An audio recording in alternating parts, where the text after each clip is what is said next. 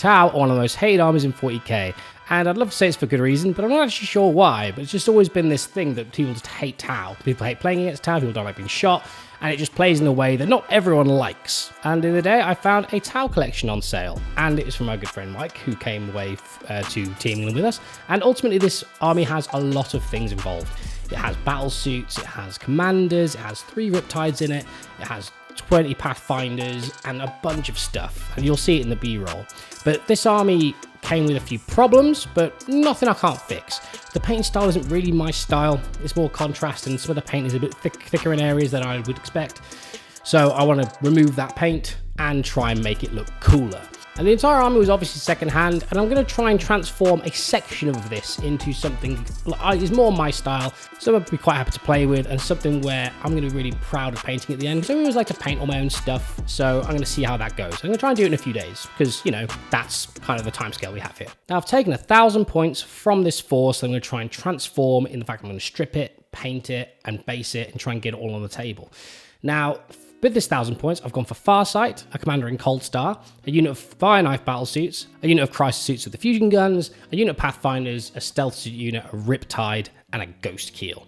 Now, this is basically one of each unit, because there's a few 1,000 point tournaments that you can go to where you go in a doubles, but in order to have a double up on any of the units. So I think this will be a nice little force to try and take to those sorts of events. Now, there are a few problems with the minis when I bought them, but again, nothing unfixable, because Mike provided this amazing little box full of bits. So I started off with stripping the models, and I found a few problems here in that I don't know why, but Farsight just didn't want to get stripped. That paint clung on in the fact that I stripped it in isopropyl alcohol 3 or 4 times, and there was still paint coming off. The alcohol went murky, which then meant you had some like horrible residues. I had to replace the alcohol at one stage just to try and make sure I get it all off, because obviously all the paint was in that same bucket from all of the previous strips. So I really wanted to make sure that these were really clean. Then I found problems in that whenever I stripped a fusion gun or, you know, a weapon with crevices, that the paint sort of built up in the middle. So I had to go through that with a little pick and get it all out, which was fun. But ultimately, this is probably the most, like, you know, tedious part of the strip. But I do find it very, you know, satisfying. Getting these miniatures fresh and ready to paint was super, super fun.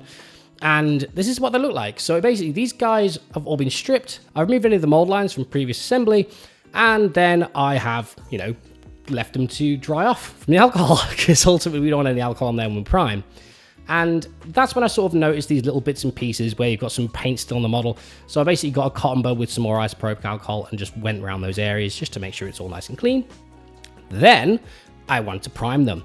So I got my primer out, primed them all. And the primer adhered really fine, and now that the primer's on there, this looks fine. I think whenever you get a stripped army and you get it all on the table, you sort of notice these minute problems that aren't actually problems, like, you know, tiny little bits of paint in areas in the recesses and all that sort of thing, and things that you might make a big impact because you can only see that. But as soon as the primer went over, you can see a lot of the problems that I thought I might have. I was really happy with this. I was really happy with the army laid out in front of me, and I was ready to get painting. The next question was color scheme. So color scheme, I sort of went for, I've seen a lot of orange and white Tau. I've seen Squidmar do it, I've seen Warpstorm Gaming's do it with their amazing orange and Tau army, and they all look fantastic. But I wanted to give this my own little spin, and I really wanted to weather this quite a lot. So basically, because we've got a lot of areas which aren't 100% smooth, just from, like, you know, assembly and all that sort of thing from these miniatures, I figured I could hide a lot of that with, you know, chipping, weathering powders, and all that sort of thing. So what I wanted to do is achieve this orange and white color scheme with the weathering on top, and I think that'll look fantastic. So that is the plan. I started out by giving everything a really nice smooth white zenith everywhere. Now, I wanted this to be built up to a solid white on the armor panels, obviously, because I'm going to be doing it white. And also, this zenith is going to be quite heavy in a lot of areas, mainly because I want all the paint that I'm going to be applying over the top to have good coverage. So even though it's not just going to be a top down, it's more like, you know, probably top 75% of the miniature, and only the really deep recesses are actually going to stay that dark color. And then when the white was done, I got to just apply some contrast paints. It was great. Now, the contrast paint, I used the mix from the Squidmar video on this one. So I basically used hot orange, skin ink, and some evil red, all mixed together in a nice little pot, and just applied it on anything I want orange. So this was nice and easy. I just went over all the areas that I wanted orange, like the little armor panels. I went on all of the Crisis helmets I wanted to be orange, so I went over them with orange. And I went onto the Riptide, found some other little areas I thought might be cool, like on his big shield and all that sort of thing. And this is where you sort of start to realize with Tau, you can sort of like just have a very minimalistic approach and minimalistic colors on the model, and it's gonna look really, really cool. Like obviously at the moment, it's just got 2 colors, but I'm not going to add much more than the weathering and some glows from this point, because I want this to be accessible for everyone to do it. Like the white you could just do with a primer can or anything you want to do. But ultimately, this color scheme is really, really easy to achieve in a very short space of time. Like this, all of this was done on day 1. The Zenith Prime, the orange contrast, and I was pretty happy with all of that. Now, when the contrast is on, I've got to think about what I'm doing for the darker areas, like on the legs and all that sort of thing. So for the darker areas on the legs, I applied Deep Sea Blue. I did thin it down quite a bit, so you've still got some, so you can still utilize that Zenith from we did previously to just save yourself some time. And I just applied it, really slopped it on, tried to be careful not to touch the white. And when that was done, it looks like this, which was fine. But then I wanted to have my weathering. Then I got out the best tool in all of the miniature painting world, the sponge. Now, I use the sponge here. I actually use the sponge from like old sprue cases. I still have some. Like I still have old like models with these little sponges on. And I got that sponge and then just put in some Sargol Brown and some Dark Rust as a mix, mixed it together and just dabbed. Like you don't have to do this very heavily. I think I probably went a bit heavy on some areas, but I quite liked it because also, a bit of disclaimer, I also use this to cover up some mistakes from the orange. So a bit of a trick for you if you want to try and do that as well. So all I do is stipple it all on with the sponge nice and lightly and give it a really nice texture across this armor. And it gives you visual interest, and I'll be honest, it also saved me highlighting because it also gave you areas of darker areas and all that sort of thing. Next, I'm going to talk about something that not many people actually do or like doing, but I'm going to talk about it in a little bit more detail. This is oil washes. Now, oil washes are something that a lot of people don't like or might not know how to do, or, you know, might feel like it's a little bit scary or whatever. But oil washing is super, super simple. All you do is get your color. I use Winsor & Newton. I used a brown, and that's it. I didn't add anything to it. I didn't make it darker because I wanted that sort of, you know, that sort of like weathered effect where you got some dirt and grime in the recesses and all that sort of thing. All I do is mix the Winsor & Newton paint with some mineral spirits or some white spirits, either or. I have a big bottle of it to the left of me, and I bought that a year ago. I still have more than 3/4 left in that bottle because you use it so rarely, and also the oil paints last forever as well. So this is probably going to save you money in the long run as well because it's just cheaper. And once I've mixed this oil paint, I just slathered it on. I just slathered it everywhere. Because oil paints are you're allowed to paint them like that. You can just hit them with it and it's going to be fine.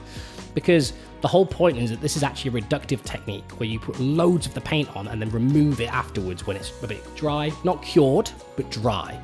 So effectively, once I've actually applied all the oil wash everywhere, I then waited a few hours, not long, just a few hours, just so it was dry but not cured. Got some, you know, some cotton buds or Q-tips and just dipped them in the same mineral spirits and then just removed. This is one of the most satisfying bits of painting that I love to do on every army. Now, you could go down the route of pin washing this, but I find that the recesses are quite, you know, thin on areas like on the helmets. So I just prefer to slather it on everywhere and give that weathered effect because ultimately it's a reductive technique and you can do that. Now, how much you remove here is going to be determined by how much time you put in. I left quite a bit of this in the areas underneath the armor. So I wanted it to sort of look like maybe rain was hitting it and like cleaning off certain of the armor panels. And then in the recesses, the grime where it doesn't really get any natural interjection, it just builds. So ultimately, this is satisfying. This is something I could just do ASMR on or something. I don't know. But it's super, super fun. And once it's all removed, this is what they all look like. Now, that is from one oil wash. I cannot stress how easy this is to do. And if you guys want to go give it a go, I would, because it's not difficult. So it's, in my opinion, same as airbrushing. Some people don't like airbrushing, but it's really easy to get into airbrushing nowadays, and you can get a cheap one. This one, all of the airbrushing I did, by the way, was done by a £26 airbrush, because I don't spend money on airbrushes because I'm not very good with them. So I just use them for the basic tools like zenithing, priming, and all that sort of thing. Now we've got a really nice white, really nice orange, and we've got our oil wash on. What is next? First of all, I didn't want to wait 48 hours for this to dry because ultimately that's how long oil paints take. Now, I waited about overnight and then matte varnished everything through the airbrush. That's not recommended, but I've done it since I've started doing oil washes and I've never had a problem. So if you do it and find something goes wrong, then I'm sorry, but you know, I've found it's fine. But to be safe, you just wait 48 hours or 24, depending on how thick or thin you put the wash on, and then just go from there. But for me, I like to apply matte varnish after that time anyway, so that you've got a nice surface to work on, just in case any of that oil wash hasn't cured yet. So, next step was the OSL.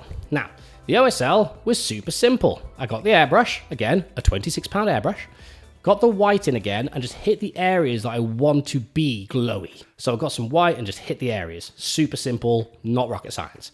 I just go down to really low PSI, like 20 to 30, and just hit those areas nice and gently. And then once the white is on, I hit it with a fluorescent green. And then suddenly this army's starting to come together. I actually really doubted this when I first got to the orange and white stage, because even though I liked the look of it, didn't really have much contrast, didn't really have much going on for it, if that makes sense. But then as soon as this OSL went on, oh, I was so happy.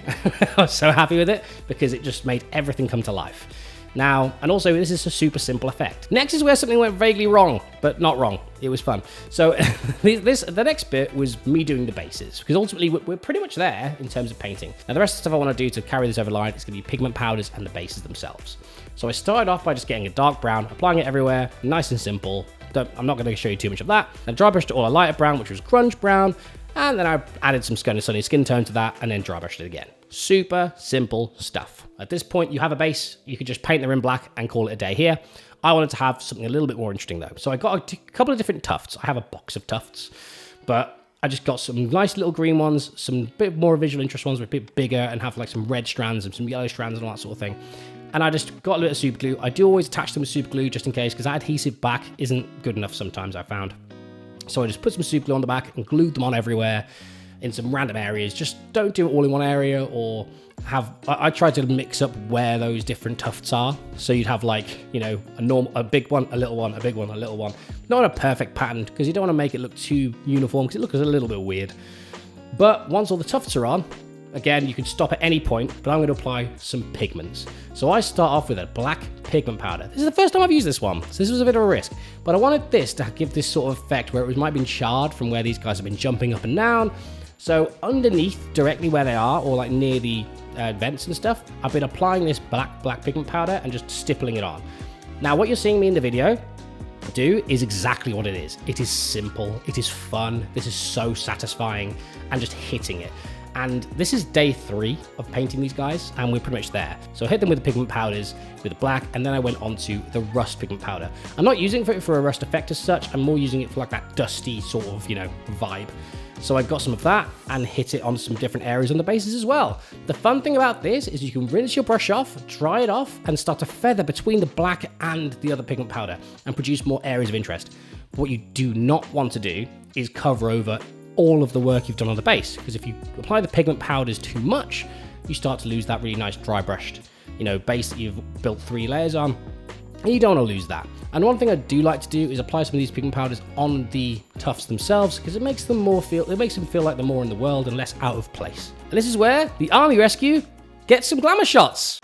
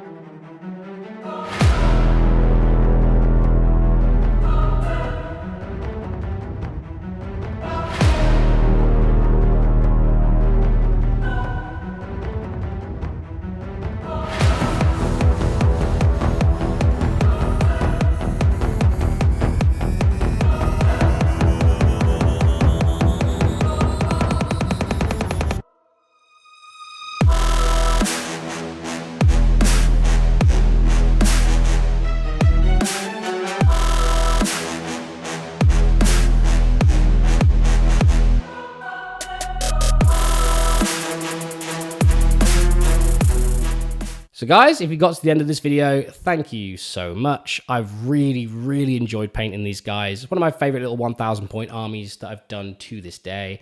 And the town miniatures are a dream to paint, especially if you're weaponizing your little tools like your airbrush and all that sort of thing. Now, I'm going to be doing a video on airbrushing at some stage to show you how easy it is to get into and how small the area is it actually takes to airbrush, but that's going to be for another time.